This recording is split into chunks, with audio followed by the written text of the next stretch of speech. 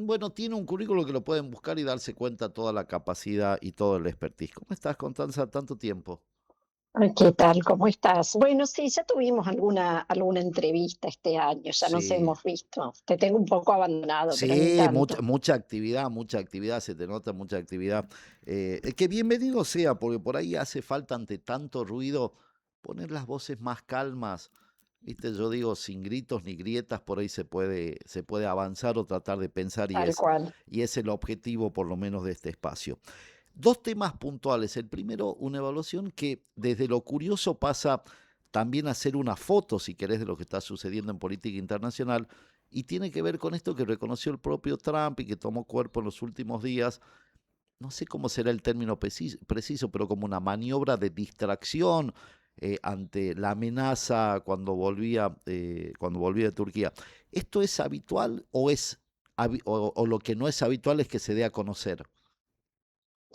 Uf, qué pregunta, qué pregunta. Yo creo que las dos cosas, no es habitual y tampoco es habitual que se dé a conocer. Y realmente estamos frente a una situación verdaderamente problemática en el sentido de que si realmente esto está pasando y esto fue así, que no tenemos ningún motivo para sospechar de que no haya sido así, esta amenaza a la propia vida del presidente Trump, que no sería la única Mm. situación en lo que ha sido en el último año, nos hace pensar en que las voces, las fuerzas, vamos a llamarlas, que están dispuestas a terminar con la vida del presidente, pueden llegar hasta y realmente cometer este tipo de magnicidios. Y al mismo tiempo nos hace pensar que inestable es el mundo en el que vivimos, ¿no? Entonces, son situaciones verdaderamente de una alta peligrosidad, pero sobre todo por el impacto que pueden tener, no solo en los Estados Unidos, sino también en la comunidad internacional, Néstor. Sin lugar a dudas. Y el otro tema también en este ping-pong informativo, ¿cuál es tu visión en referencia a la postura? Porque yo ya estoy perdido, debo entender. Yo creo que me debo reformatear o buscar la forma de entender lógicas que antes, para uno, digamos, yo ya soy grande, eran una cuestión de que límites que no se cruzaban. ¿Cómo ves esto de las declaraciones, de los posteos del presidente? En esto que, más allá de que capaz que no le cambia la vida a la señora que va transitando por la avenida, la relación Argentina-Brasil, esto de una vuelta de rosca que por ahí capaz que sucede, no sé, digamos, es como, por lo menos para mí me parece raro, o quizás ya sea, como habitualmente dicen, clima de época, ¿no? Serán los nuevos paradigmas, este manejo de la política internacional con ese nivel de desparpajo, no sé, te digo cómo definirlo. Ok, a ver, muchas cosas que decir sobre esto. La primera tiene que ver con la aparición de las redes sociales y cómo hemos corrido los límites en absolutamente todo. Y no es un fenómeno algo privativo de la Argentina, no somos la excepción, no somos la anécdota. Y lamentablemente lo cierto es que el mundo políticamente hoy se está manejando a través de las redes sociales y como vos decías al principio, ¿no? Parece que el que grita más, el que grita más fuerte es el que más llega o lo que después las redes más levantan. Eh, a ver, ahora vamos un paso para atrás. Digo, esto como una crítica general a lo que son las élites políticas de nuestra época. Y repito, no es un problema de la Argentina, no tiene que ver con la forma de ser política de la Argentina de los últimos años. Que si querés, ahí sí, la forma de ser política en la Argentina de los últimos 20 años ha sido una forma de ser política muy brutal, muy a los gritos. Eh, Me acuerdo alguna vez ir en un taxi, en un auto, etcétera, eh, y iban escuchando en la radio el taxista y me acuerdo que era una cadena nacional de Mm, Cristina donde increpaba al abuelito que quería comprarle sí, dólares a sus nietos, ¿te sí, acordás? sí, sí, sí, ¿Te sí, acordás de ese sí, sí, caso? sí, sí. Bueno, entonces me parece que hemos entrado en una época de una forma de ser política muy, muy brutal, no encuentro otra palabra, muy brutal. Eh, Específicamente, acordate que Lula también vino el año pasado y la fue a Mm, visitar a Cristina presa. mm, Entonces, yo diría que lo primero que me molesta es el doble estándar de la política internacional o de la política latinoamericana para mirar el mismo fenómeno con distintos anteojos. Si vamos a decir que esto está mal, lo otro también estaba mal. Entonces, me parece que tendríamos que medir todos estos fenómenos en la misma vara. Y en este sentido, la política latinoamericana de los últimos 25 años ha estado llena de visitas intencionales de presidentes para acompañar a candidatos de su misma ideología, línea política, eh, lado político. Sí, Entonces, me llama la atención particularmente, y para mí esto es algo que ha hecho la izquierda repetidamente, Néstor, es tener distintas varas para medir el mismo fenómeno. Entonces, si vemos mal la injerencia de un país en las elecciones de otro país, vemos mal esa injerencia siempre, independientemente de que sea eh, Lula visitando a Cristina o de que sea Milei visitando a Flavio Bolsonaro. Digo, tenemos que tener la misma vara para medir este mismo fenómeno, independientemente de si estamos a favor o en contra de quién lo hace. Y yo creo que sin lugar a dudas, pero el punto es de ver al primer mandatario de la Argentina posteando o tratando en todos los medios de esas teorías, que está bien, capaz que existen, pero de última hay otros estamentos para hacer denuncias en la política internacional. Si vos decís que invirtieron no sé cuántos millones de dólares en una campaña de desprestigio, que eso es lo curioso, ¿viste? Porque terminás, parecen charlas de peluquería y son primeros mandatarios. Me hace acordar a esas viejas charlas que decían, no, y te daban como certezas, cuestiones que vos decías, pero pará, ¿bajo qué sustancia decís? Si la tenés la sustancia, hace la pertinente denuncia en el organismo que corresponda. Eso es lo que veo diferente. sí, es cierto, pero hay un patrón común que es que los presidentes de estos tiempos están gobernando a través de redes sociales, Mm, Néstor. sí, Entonces, usan Twitter para comunicar, para tomar posición mm, y para decir qué es lo que van a hacer. A mí no me llama la atención que sea un primer mandatario entonces el que está tuiteando, porque me acuerdo ya desde su primera presidencia, Bukele decía, despedíate al ministro y te enterabas primero por sí, Twitter sí. antes de que levantara el teléfono y le avisara a ese ministro, Mm. ministra que estaba despedido. Entonces, el uso de redes sociales para comunicar decisiones o para tomar posiciones no me llama la atención. No digo que esté bien o que esté No, mal, no, no, no, simplemente digo es estás un fenómeno de describiendo. nuestra Sí, época. sí. Porque ahora sí es cierto que para vos que haces periodismo, para vos que haces periodismo de investigación, a mí que me interesa la rendición de cuentas, la calidad de la democracia y demás, me preocupa justamente el punto de en qué medida, ¿no? Es un comentario que uno puede hacer en un café y en Mm, qué medida tenés, como vos decías, las fuentes, la evidencia suficiente como para sostener ese tipo de declaraciones. Entonces, me parece que lo que vivimos en general en la Argentina, pero digo en toda la región, y en esto incluyo a otros presidentes que no sí. son latinoamericanos, eh, es que vamos primero a Twitter y vemos el impacto que tiene esto en Twitter o en redes sociales y cómo lo levanta la gente, cómo reacciona la gente, etcétera, etcétera.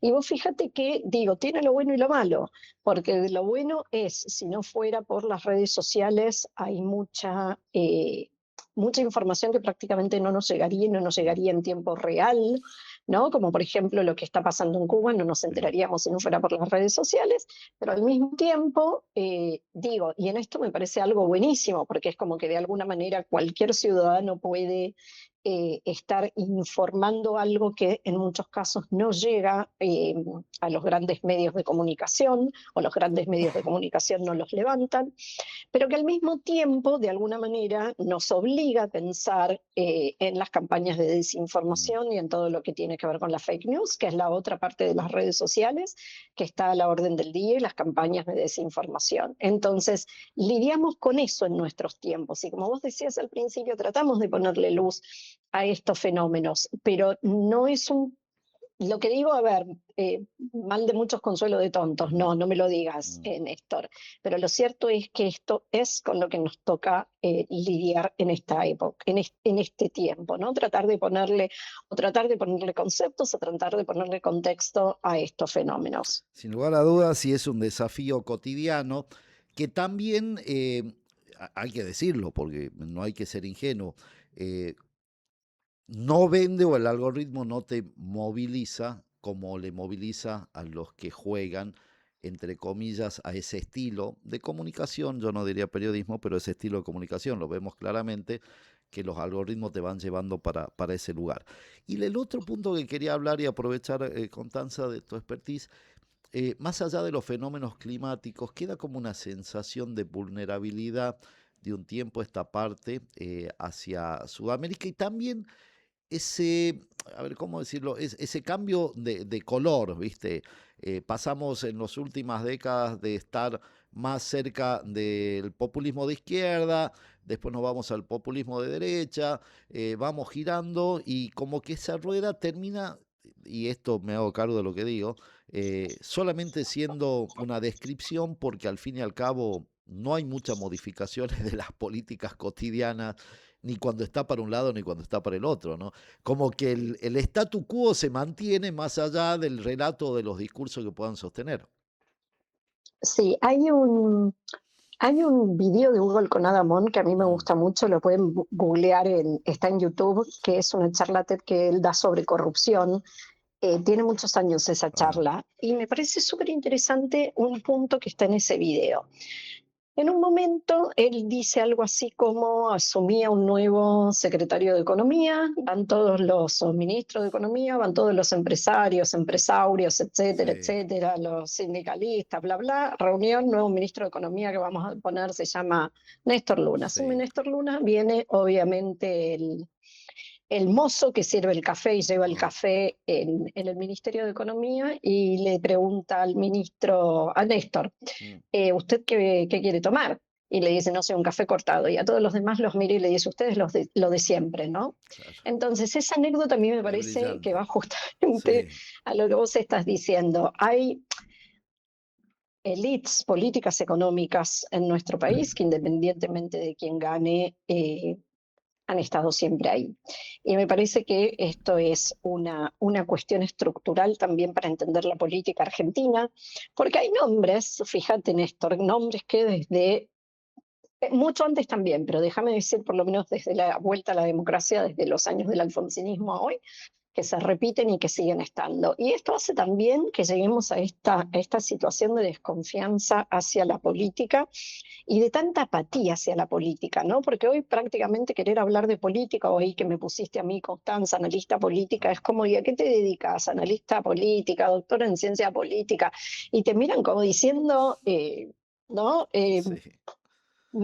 no. No, es más, Eh, hasta quedás formando para muchos parte de la casta, digamos. Y vos decís, no, yo lo Totalmente, tiene analizo, como no, un claro, sí. sesgo negativo, una Eh, connotación negativa.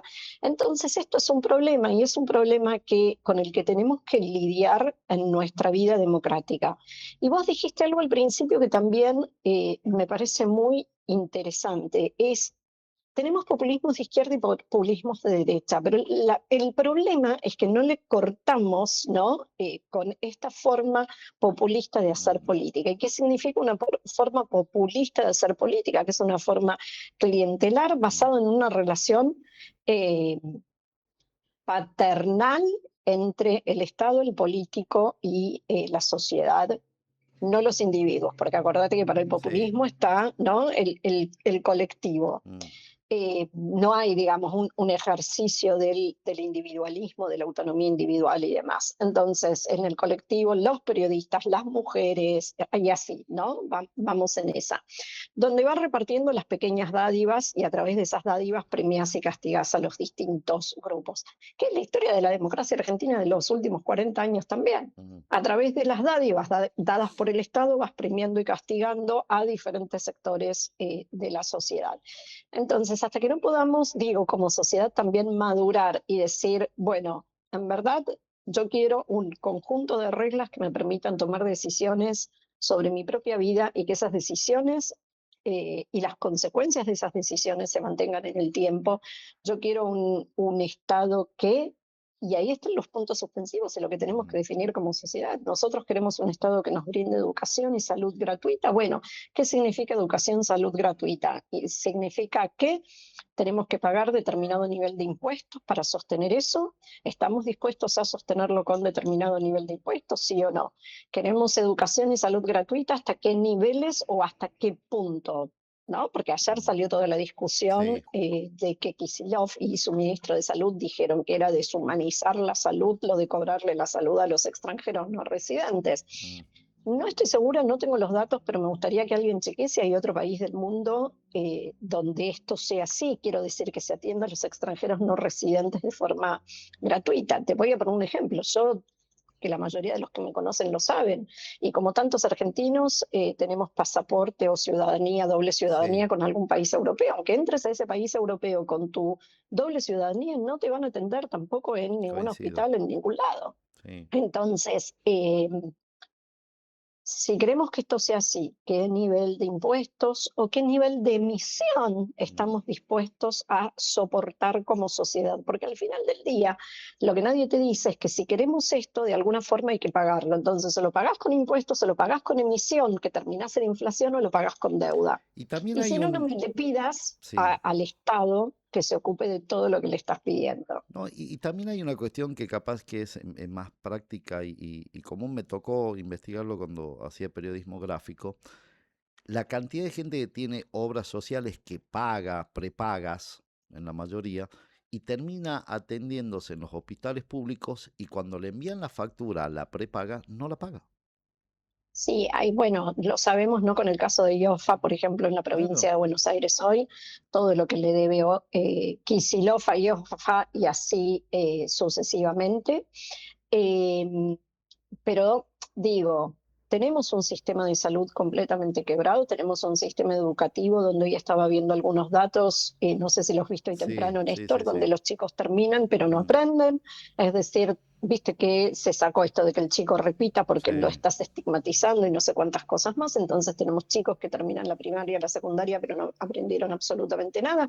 En muchos casos no aprender no significa más que saber leer, escribir, No, ¿no? no, Poder hacer cálculos y hay entender lo que uno lee. básicamente comprensión de texto y cálculos básicos. El problema es que se cambió en una corriente. El mundo ya se dio cuenta que fracasó y en Argentina continuamos con esta, que tiene un término preciso que no lo recuerdo porque no soy especialista, pero una educación que tenía que ser perceptiva. ¿Te acuerdas? Vos sos más chica, Sí, pero sí, uno es estudiaba, un... claro, con el mi mamá me ama y aprendías las letras y aprendías todo. Se cambió eso por la percepción y venimos fracasando Exacto, hace 3 décadas y un poco más. sí. Sí, Pero y ahí ahora lo contamos para para tus oyentes. No sé mucho del tema, pero hago una nota sobre esto si querés rapidito, sí. un comentario más que una nota. Pero lo cierto es que están los resultados. Pero ¿sabés qué, Néstor? Los responsables de nuestro desastre educativo No, no se hacen cargo. tienen nombre y Coincido. apellido, Sí, ¿eh? sí, sí, sí, Tienen sí. nombre y apellido. Tienen Sí. nombre y apellido los responsables de nuestra última super ley Mm. federal de educación, los que hicieron estos cambios pedagógicos en las escuelas, tienen nombre y apellido. Y ninguno se hace cargo, ¿eh? Hasta la mentora que era discípula de Piaget. Exactamente, Ay, sí. Y mira, le pego en el palo si no son todos investigadores principales sí, del CONICET, sí, pero sí. 98% segura. Algunos incluso llegaron a diputados, Claro. ministros de educación, etcétera, etcétera, que defendieron esta reforma o este tipo de educación. Eh, ¿Y a qué voy con esto? Fundamentalmente, lo que se cambió, que era lo que vos decías, que uno te enseñaban a leer y escribir, ¿no? Donde vos tenías que practicar cada letra, practicar cálculos, etcétera. Por un lado, por un sistema que es un sistema francés en Ujú. matemática, que vos descomponés el número. Entonces, al descomponer el número, se suponía que el chico aprendía que 2 por 2 era lo mismo que uno más uno más uno Sí. más uno y así. Eh, y que con eso iba a captar lo que en verdad era el número y que con eso le iba a facilitar el cálculo matemático. Entonces, por ejemplo, se dejaron de estudiar las tablas. Ujú. Lo cierto es que si hoy le pedís a un chico que te diga cuánto es 9 por 9, no lo puede resolver. No lo puede resolver. Entonces, esto por un lado. Y en lo que hace a la lectoescritura se reemplazó esto que nosotros hacíamos, que era Ujú. escribir cada letrita, Sí. ¿no? Llenar renglones, renglones, renglones de cada letrita, por este método que vos decís, no me acuerdo el nombre tampoco, pero es el método de la repetición. Vos vas Mm. como por ósmosis, como la maestra te lee y te pone en el pizarrón, vos vas, ¿no? No, El mundo te lo ingresa, ves sí, sí. exactamente, exactamente. Entonces, Bueno, lo cierto es que en vez de aprender la M, la A, y Sí, etcétera, y así bueno, van a aprender por este sistema de copia, perdón, no de copia, sino sí. de repetición, etcétera, etcétera. Y ahí es donde pasamos, donde vos tenías que aprender a leer y escribir en minúscula, mayúscula, en primer Mm, grado, a los famosos ciclos. sí. Entonces, como se dieron cuenta de que con este método del primer ciclo los chicos no aprendían a leer y escribir, dijeron, el primer ciclo dura, creo que son 3 años, Sí, hasta hasta tercer grado tercero, podés sí. aprender a leer y escribir. Y así todo. Entonces fuimos corriendo. No, porque los renglones en verdad y los márgenes, Sí, viste, de sí, las sí, sí, hojitas, de los sí. cuadernos que nosotros teníamos, Porque esto era, no a los sí, chicos era los limita, entonces no autoritario, importa el claro. renglón. No, no, no, no, no, sí, sí, lo leí en profundidad en su momento.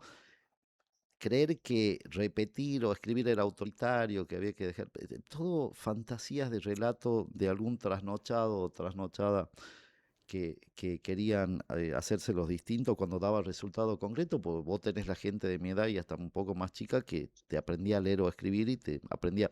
A ver, acá en Tucumán hacían segundo grado mis abuelos y te sacaban raíz cuadrada. Claro, Entonces vos claro. decís, ¿qué Sí, pasó? sí. Digamos. Sí, bueno, esto que lo que pasó es una tragedia Ah, educativa, Néstor. Lo que yo te digo es que todos los responsables de nuestra tragedia educativa tienen nombre y apellido, por lo menos de los últimos, te diría, 25, 30 años, y no estamos hablando de eso. No estamos hablando de eso. Y así como hay responsables, decíamos antes, en temas de la corrupción, así como hay responsables de la inflación, digo, por lo menos durante el último gobierno kirchnerista, así como hay responsables eh, de tantos temas, también tenemos responsables de nuestra tragedia educativa. También tenemos responsables de que nuestro sistema de salud esté completamente quebrado, como vos lo nombrabas hace un ratito. mm, Y en la medida en que la política y los responsables políticos de todo esto sigan, ¿no? mm. Completamente ajenos a cualquier mecanismo de rendición de cuentas, así estamos. Y cuando digo cualquier mecanismo, no es solo un mecanismo jurídico, penal, etcétera, lo que conlleve el caso. Digo, por ejemplo, desde gran parte del periodismo, de que en algunos casos, o en muchos Mm. casos, y vos lo sabes muy bien, prefiere frente a ciertos personajes mirar para el costado, no cuestionarlo. Sin lugar a dudas. Hacer de cuenta que acá no pasó nada. Constanza, un placer como siempre, abrazo grande y mil gracias por Gracias, este Néstor. Lo tiempo. mismo para vos. Un abrazo enorme y aprovecho para saludar a mis amigos de Federalismo y Libertad de ahí de Tucumán que hacen un laburo enorme, Saludos para como ella. vos. Abrazo grande, cuídate mucho. Chao. Pasaba Constanza Massina, analista internacional y analista política. Tiempo de títulos de las 10 y regresamos.